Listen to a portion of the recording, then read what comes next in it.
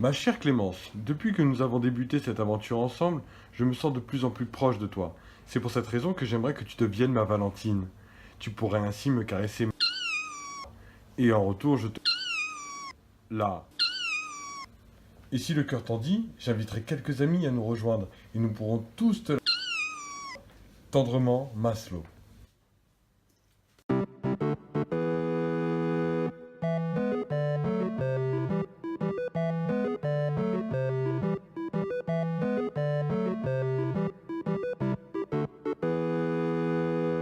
Salut tout le monde. Eh oui, aujourd'hui je vais faire dans l'originalité et je vais vous parler de la Saint-Valentin. Alors je vais pas vous faire un cours d'histoire sur l'origine de la Saint-Valentin, ni un couple versus célibataire, ou encore la liste des clichés actuels. Je me suis dit que j'allais faire mieux en faisant ce que nous on fait de mieux, et en vous parlant d'un animé spécial amour. Mais avant de commencer, il y a un truc qu'il va falloir m'expliquer. Les Japonais, c'est quoi leur problème avec l'amour? Entre les jeux vidéo de dating simulation, où tu dois draguer une fille ou un mec le plus vite possible, et ensuite coucher avec, leur shoujo dégoulinant de guimauve, ou encore mieux, les hentai. Oui, bon ça c'est encore autre chose, mais quand tu tombes sur des catégories telles que la zoophilie, l'inceste, les tentacules, bah tu te poses des questions. Ah mais t'es bien renseigné en fait. C'est normal, c'est pour le travail. En tout cas, ça fait clairement contraste avec les Japonais dans la réalité, hein, ça c'est sûr. Après, pour revenir sur les shoujo, je généralise. Ils sont pas tous cucus, ils n'ont pas tous une héroïne complètement stupide et énervante. Généralement, dans ce genre de manga, le personnage principal, c'est souvent une fille, hein, qui va tomber amoureuse du beau gosse du lycée. Va se dire qu'elle a aucune chance, va se rendre compte qu'en fait, le garçon est amoureux d'elle. Du coup, la fille populaire va pas être contente, etc., etc. Après, vous connaissez la suite. Bien que je sois pas amateur de shoujo, je vais quand même vous en présenter un.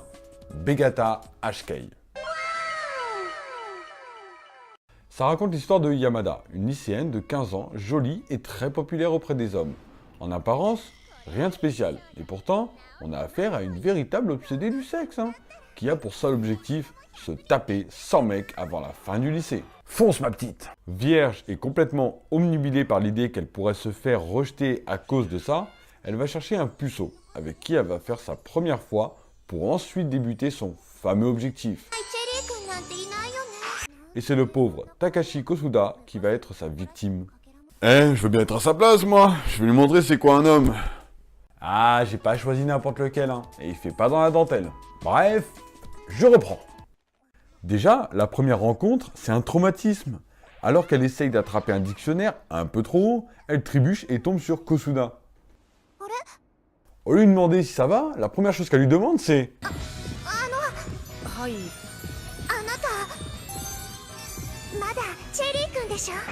Ouais, alors c'est comme si toi, au premier rendez-vous, tu demandais ça. Et sinon, tu fais quoi dans la vie? Je suis dans la vente. Ok, d'accord. Et sinon, tu suces? La rentrée arrive et coïncidence, Kosuda et elle sont dans la même classe. Yamada va se dire « Oh, c'est un signe du destin. Faut absolument que je me retrouve seul avec lui. » Genre tiens, si je le poussais dans la réserve, je suis sûr que ça va l'exciter. Mais est-ce que je précise qu'elle le connaît à peine ou on s'en fout? On s'en fout. Bon, elle va finir par paniquer et se barrer. Mais ça va pas l'empêcher de retenter le lendemain. Et cette fois-ci, dans la bibliothèque. Allez gamins, tu y es presque.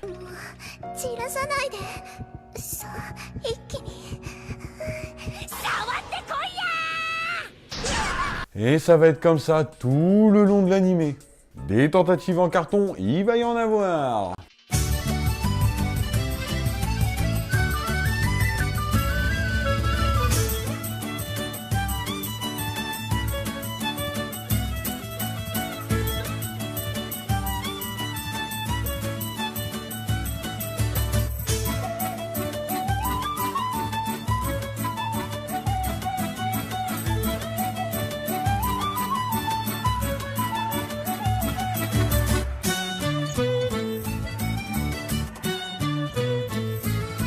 En même temps, Yamada ne tient ses connaissances que de magazines porno.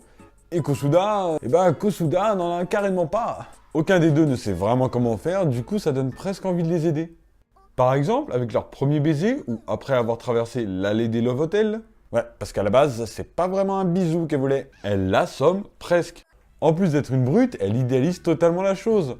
Le moindre contact physique avec lui, c'est une victoire.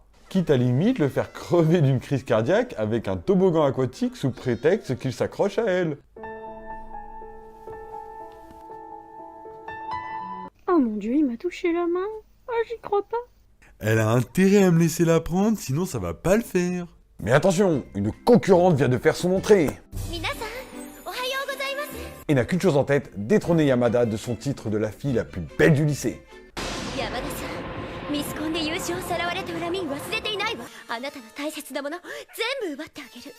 Et accessoirement, lui voler son petit copain inexistant, mais ça, elle le sait pas.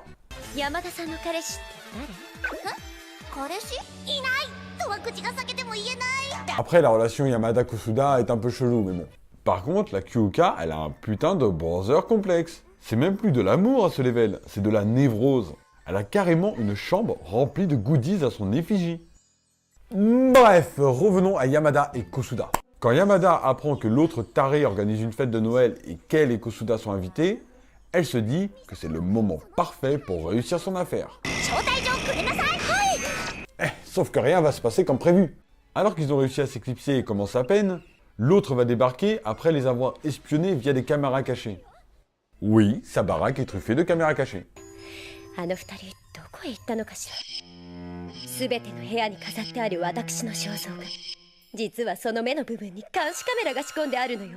Normal.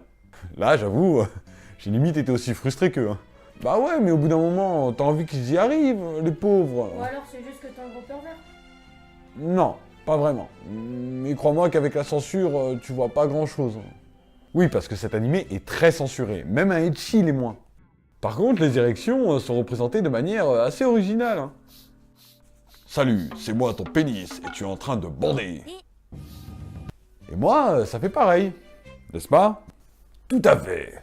Hey! Ils auront l'occasion de retenter leur chance plus tard, mais bon, je vous en dis pas plus, sinon il y aura plus de mystère. Je vous spoil pas en vous disant que les deux finissent par avoir des sentiments l'un pour l'autre. Shoujo oblige. Mais bon, au moins, la première déclaration, elle mérite d'être originale, hein.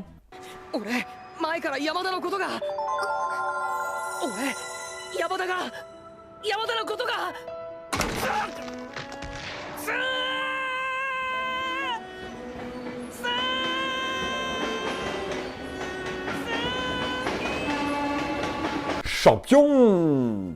Yamada va pas vouloir l'admettre tout de suite parce que bon, elle pense un peu trop au cul. En tout cas, bien qu'il fasse que 12 épisodes, j'ai bien kiffé. Hein.